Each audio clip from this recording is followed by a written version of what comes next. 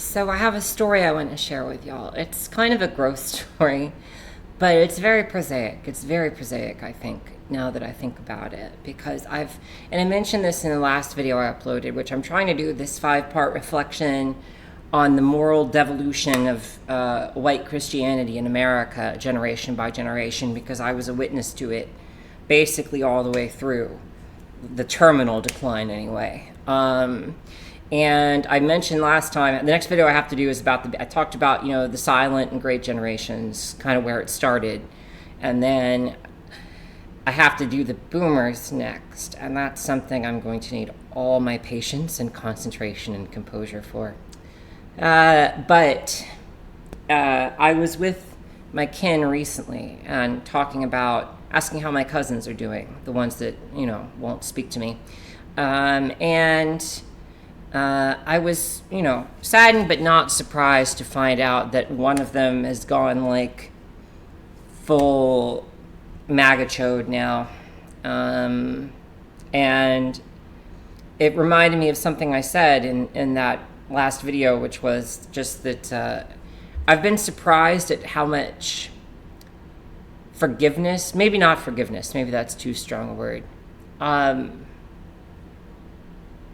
I don't know what the word is, but what I feel towards the youngins who are part of this new Nazi age is way less than what I feel towards the elders.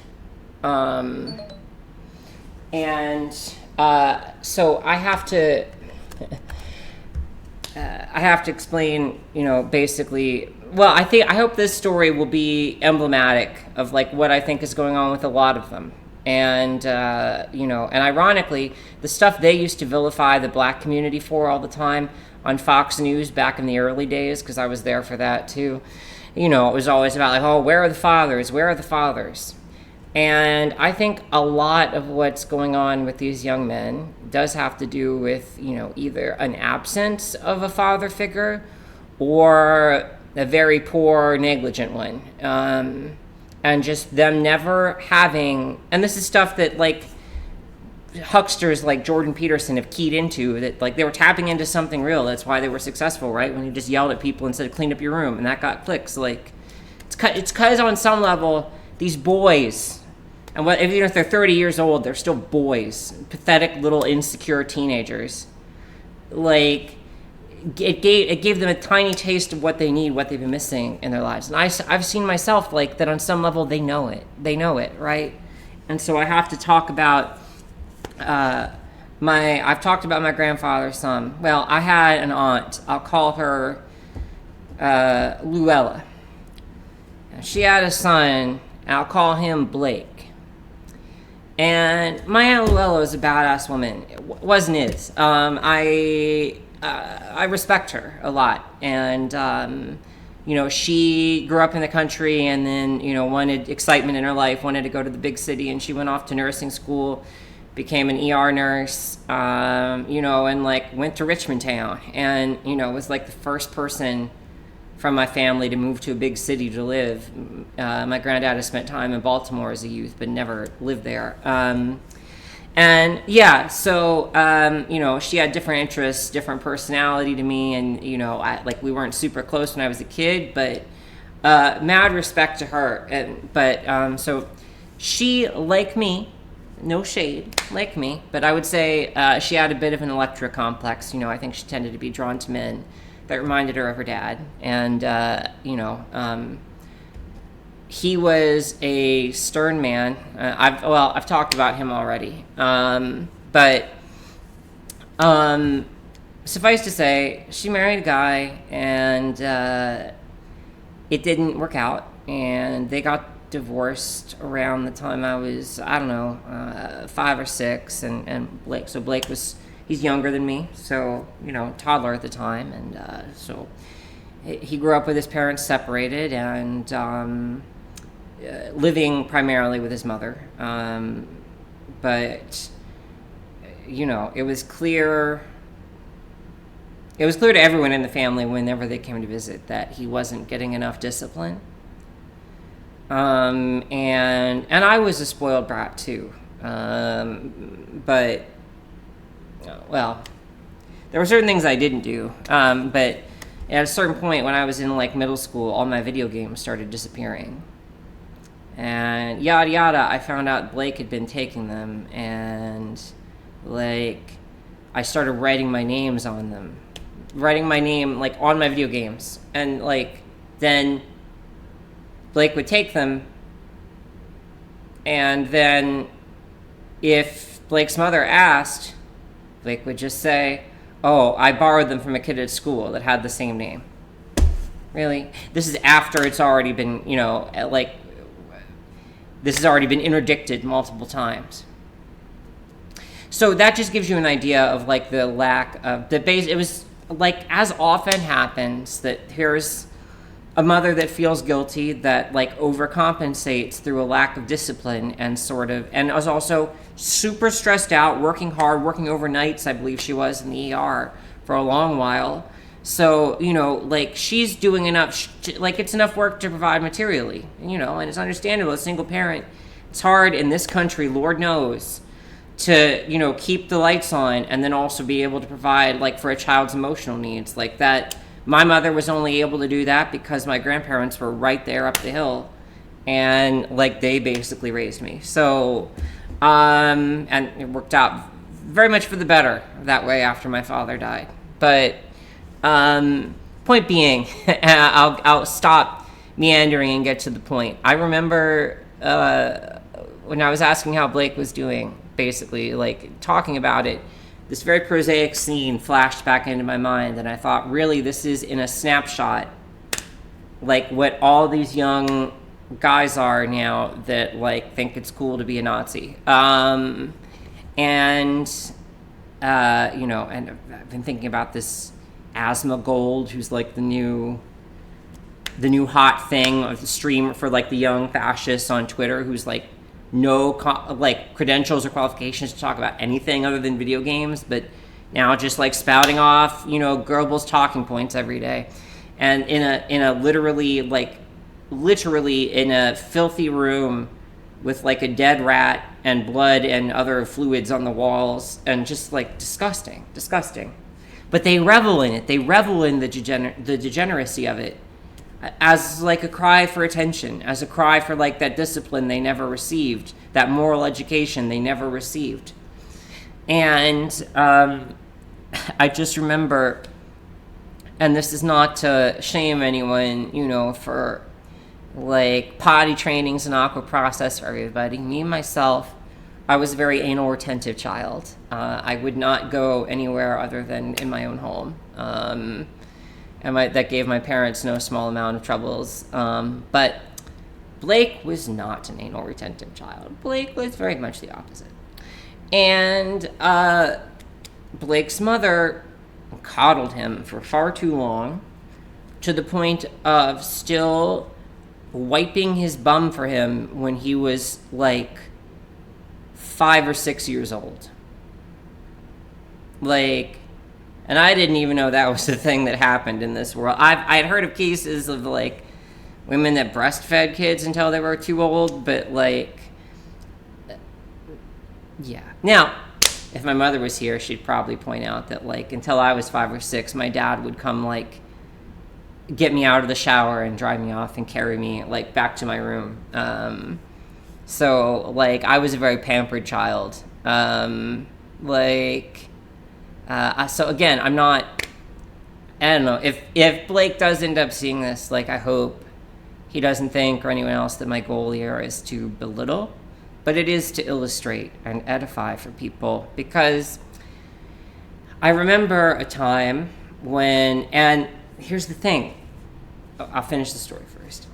I remember a time, basically, when they were visiting, and Aunt Luella was distracted with something. Maybe she was helping my grandmother prepare dinner, or I don't know. But Blake went to use the bathroom, and I had just come up, I think, from my parents' place, and I was walking in, and the first sight that greets me, basically, my aunt was taking too long to respond to Blake, who was loudly announcing that he'd finished using the toilet and wanted to be cleaned. And my aunt didn't answer promptly enough for Blake's standards. So I'm walking into the kitchen, and there's a bathroom right before you get to the kitchen, and then the door flies open, and I just see, here's my cousin, bent over, ass out, cheeks spread with his hands, completely filthy, just stuff everywhere, just cackling, laughing gleefully, like clearly joyful, laughing gleefully, and like saying like I'm ready to be wiped, and it's like, well, suffice to say, at that point, my granddad like unlatched his belt, and then my aunt freaked out. They were my grandparents had used corporal punishment very sparingly with their children, and suffice to say, all their children were militantly against it. It was nothing compared to what my grandparents got growing up, but like, well, the thing is, for me, I know I had such respect for my granddad that like he never hit me with it, but if he even just unlatched that belt, like that's all he had to do, because I was like, because I looked up to him and considered him a just and fair and wise man, and it's like if I've made him this upset, like I have done something bad, like, so, in this case, it's not something he would have done anything over, but like, it was like, are you kidding me, kid? And it was like, that was the first time that anyone had like said to Blake, hey, you can't just run around shitting on everything. You can't just run around shitting on everything because you expect a lady to come wipe your ass for you. And nothing has changed, has it? Nothing has changed. The thing is, it's not like Blake needed someone to tell him this. He knew. And you know how I know he knew? And I even reflected on this thought at the time when I was a kid. Like, he was giggling and laughing maniacally precisely because he knew that what he was doing was obscene and ridiculous and offensive. That was the point. That was the point. And it was a cry, in this case, literally a cry for like, someone please discipline me. And it's like, if my grandfather ever tried to act to fill that role, my aunt would stop him. So Blake went on with his life with Mama wiping his ass for him and covering up for his crimes and never providing him any discipline, even though he was begging for it. He was begging for it. My partner has like a stepson in his life that it's the same dynamic. It's like every time he's around him, it's like he doesn't want to try to be a dad to this kid, but it's like the only father figure around that will tell him, you can't do that. You can't talk to women that way. You can't. He's on the Andrew Tate thing, and like, because they have no man in their life to look up to emulate and teach them right from wrong. And then they're empowered and enabled by people around them.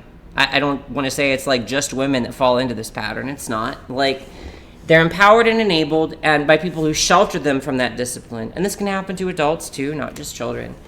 And they cry out for it. They beg it, but like, it's not given to them, and they become more and more destructive the more that they're allowed to be destructive and degenerate. It just accelerates. And here we are. 2 generations of this, and here we are. And now it's literally at the point where these young men, it's like, I want to be very angry at them. I know they're going to be the ones operating the ovens and gas chambers, and like, I want to hate them.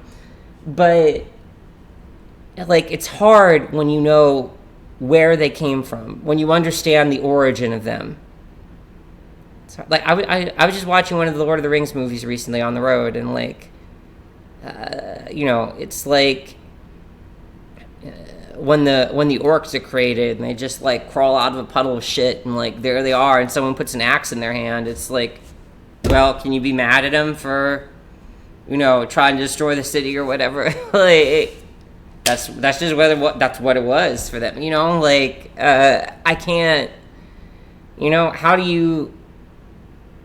How do you fault someone for not being a man that like when no one taught them. No one taught them. And of course, when I say man in this context, I mean it in an old school context of like a moral agency in the world, because alas, that is in ancient times what the word man was synonymous with. Someone with moral capacity and moral judgment who cares about others. And I'm not like, my cousin is not anywhere near the worst of the worst. At least I doubt it. I haven't spoken to him in years, unfortunately, but I doubt it. But that snapshot of him as a toddler with his cheeks spread, just like waving around his asshole like a loaded gun at all of us in the kitchen, like, that's where we all are now, aren't we? That's where we all are, And I don't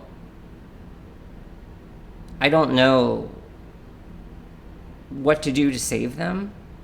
Like, at this stage, like, they're still young, and I want to believe that, I don't know. I don't know, but I just know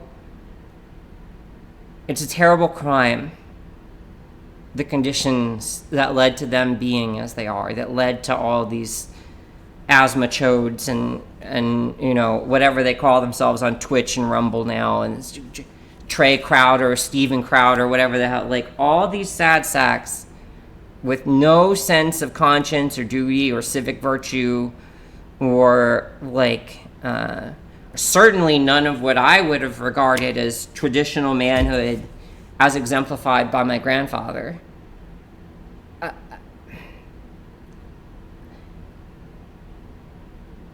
I don't understand, I don't understand why, as adults, they seem to want to stay that way.